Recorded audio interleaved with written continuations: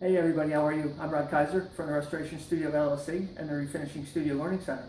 This past week in the shop, what we did was we worked on refinishing this bed. What we did was refinished it, and one of the most difficult parts of a job like this is sanding these ornate carvings. You know, they're gorgeous, but they're not a lot of fun to work on. But if you have the right tools and you have the right techniques, it's really actually not all that difficult. So what we did was we shot a video here for you, and I'm going to teach you the tools that we use and the steps that we do in order to sand this bed. But really, there's so many different situations that you can use this. So moldings, appliques, carvings, all different types of situations where you're going to be able to implement this process and use this technique with these tools. All right, so sit back, enjoy this video. I hope it's going to really help you. If you like it, please take the time, subscribe to our channel, like us, share it on Facebook, and we really appreciate it. I hope you enjoy the video.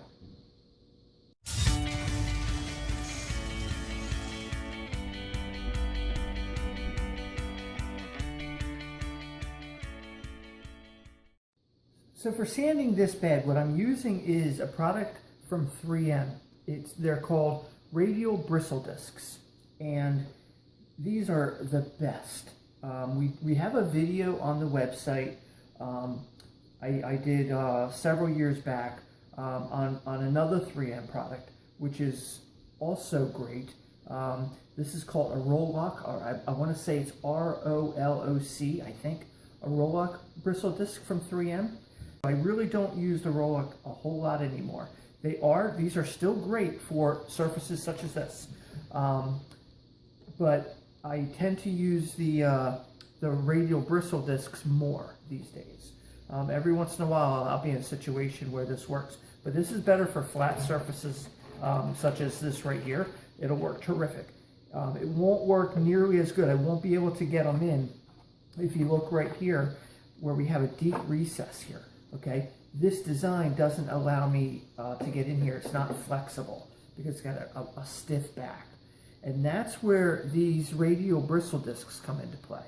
Now what you do is they come in a pack and they're individual like this.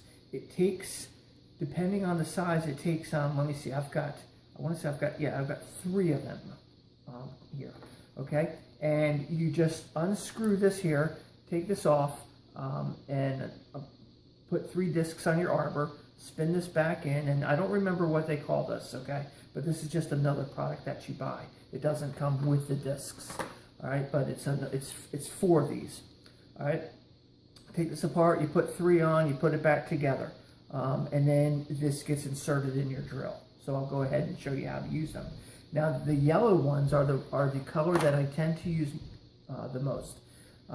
They are different grits are different colors. They're really the only 2 that I ever use in the shop are the green and the yellow. I want to say I also have white, and I can't find any use for the white. Maybe in another profession, but they don't do anything to wood.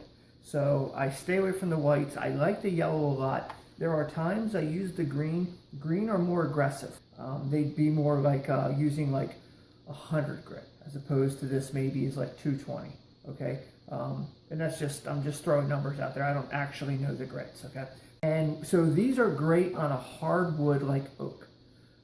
This bed is mahogany, and I can use the green. I have used it on here already in this job. It's a little bit coarse. I like the yellow a little bit more.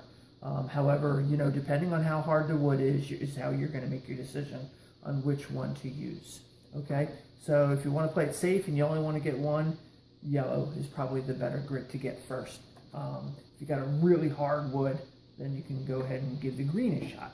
I use them both, okay? So I'm going to go ahead and show you how we use these. Now, the terrific thing about this is that they're very flexible and pliable. So it really allows you to get into all the cracks and crevices. They are plastic, okay? So they're a plastic, but they're also an abrasive grit. I would never suggest using a wire brush or anything like that on wood like this when you're finishing. So typically when you sand something like this, you're so limited in what you can do and what you can use. So I stay away from sandpaper altogether. I'll use sandpaper on the flat surfaces sometimes and stuff, but on something like this where you have all these carvings and stuff, I'm pretty much going to rely on my radial bristle disc. Okay, so let's go ahead. I'm going to show you how to use these, and I'll go ahead and finish sanding this up.